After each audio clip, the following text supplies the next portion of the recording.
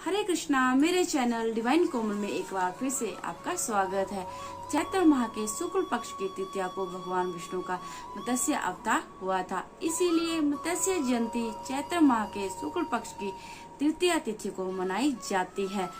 इस अवतार की कथा मत्स्य पुराण में मिलती है। इस दिन मत्स्य अवतार में भगवान विष्णु जी की पूजा होती है। मत्स्य अवतार भगवान विष्णु के 10 अवतारों में से पहला अवतार है, जो राक्षस हयग्रीव को ब्रह्मांड से बचाने के लिए अवतरित हुए थे। इसीलिए इसे हय पंचमी भी कहा जाता है।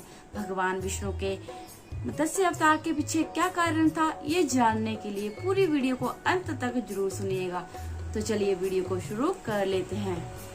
इस दिन भगवान नारायण ने मध्याह्न बेला में पुष्प भद्रा तट पर मत्स्य अवतार धारण कर जगत कल्याण किया था। व्यक्ति इस पावन तिथि पर प्रातःकालीन वेला में नित्य कार्यों से निवृत्त होकर भगवान मत्स्य के व्रत हेतु संकल्प आदि कार्यों को पूर्ण करता हुआ वेदोक्त मंत्रों से मत्स्य भगवान का पूजन कर उनके प्राकट्य की लीलाओं व कथाओं का श्रवण व मंत्रों का जाप करता है। आइए जानते हैं मत्स्य जयंती की पौराणिक कथा। कल्पात के पूर्व द्रविड़ देश के एक पुण्य आत्मा राजा तप कर रहे थे। राजा का नाम सत्यव्रत था। सत्यव्रत पुण्य आत्मा तो थे ही, साथ में बड़े उदार हृदय के भी थे। प्रभात का समय था, सूर्य उदय हो चुका था। सत्यव्रत कृतमाला नदी में स्नान कर रहे थे।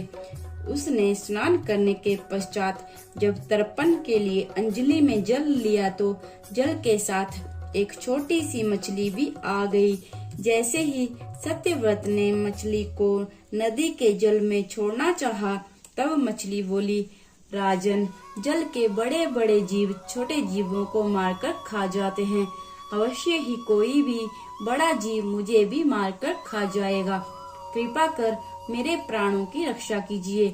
सत्यव्रत के हृदय में दया उत्पन्न हो गई। उसने मछली को अपने जल से भरे कमंडल में डाल लिया।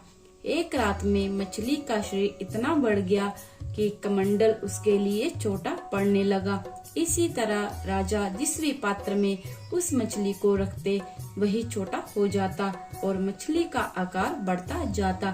तब सत्यव्रत ने मछली को निकालकर सरोवर में डाल दिया, किंतु सरोवर भी मछली के लिए छोटा पड़ने लगा।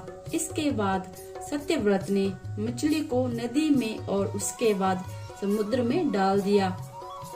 लेकिन आश्चर्य, समुद्र में भी मछली का शरीर इतना अधिक बढ़ गया कि मछली के रहने के लिए वह भी छोटा पड़ गया।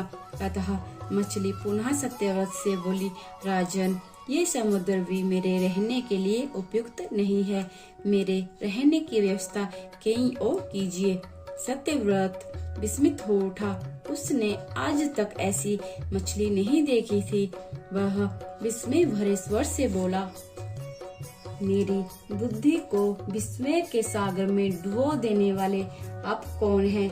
आपका शरीर जिस गति से प्रतिदिन बढ़ता है, उसे दृष्टि में रखते हुए बिना किसी संदेह के कहा जा सकता है कि अवश्य ही आप परमात्मा है। यदि यह बात सत्य है तो कृपा करके बताइए कि आपने मत्स्य का रूप क्यों धारण किया है। मत्स्य रूपधारी श्री हरि ने उत्तर दिया, राजन, एक दैत्य ने वेदों को चुरा लिया है। जगत में चारों ओर अज्ञान और अधर्म का अंधकार फैला हुआ है। मैंने हयग्रीव को मारने के लिए ही मत्स्य का रूप धारण किया है। आज से 7वें दिन सारी पृथ्वी पानी में डूब जाएगी। जल के अतिरिक्त कहीं भी कुछ भी दिखाई नहीं देगा। आपके पास एक नाव पहुंचेगी। आप सभी अनाजों और औषधियों के बीजों को लेकर सप्तऋषियों के साथ नाव में बैठ जाइएगा। मैं उसी समय आपको पुनः दिखाई दूंगा और आपको आत्म तत्व का ज्ञान प्रदान करूंगा। सत्यव्रत उसी दिन से हरि का स्मरण करते हुए प्रलय प्रतीक्षा करने लगे। 7वें दिन प्रलय का दृश्य उपस्थित हो उठा। जल उमड़ उमड़ कर अपनी सीमाओं से बाहर बहने लगा। भयानक वृष्टि होने लगी। थोड़ी ही देर में जल ही जल हो गया। संपूर्ण पृथ्वी जल में समा गई। उसी समय एक नाव दिखाई दी। सत्यव्रत सप्त ऋषियों के साथ उस नाव में बैठ गए। उन्होंने नाव के ऊपर संपूर्ण अनाजों और औषधियों के बीज भर लिए। नाव प्रलय के सागर में तैरने लगी। प्रलय के उस सागर में उस नाव के अतिरिक्त कहीं भी कुछ भी नहीं दिखाई दे रहा था। सहसा मत्स्य रूपी भगवान प्रलय के सागर में दिखाई पड़े। सत्यव्रत और सप्तऋषिगण मत्स्य रूपी भगवान की प्रार्थना करने लगे। हे प्रभु, आप ही सृष्टि के आदि हैं, आप ही पालक हैं और आप ही रक्षक हैं। दया करके हमें अपनी शरण में लीजिए, हमारी रक्षा कीजिए। सत्यव्रत और सप्तऋषियों की प्रार्थना पर मत्स्य रूपी भगवान प्रसन्न हो उठे। उन्होंने अपने वचन के अनुसार सत्यव्रत को आत्म तत्व का प्रदान किया और बताया, सभी प्राणियों में मैं ही निवास करता हूँ। ना कोई ऊंच है, ना कोई नीच, सभी प्राणी एक समान हैं। जगत नश्वर है, नश्वर जगत में मेरे अतिरिक्त कहीं कुछ भी नहीं है। जो प्राणी मुझ में सब में देखता हुआ जीवन व्यतीत करता है, वह अंत में मुझ में ही मिल जाता है। मत्स्य रूपी भगवान से आत्म तत्व का ज्ञान पाकर सत्यव्रत का जीवन धन्य उठा। वे जीते जी ही जीवन मुक्त हो गए।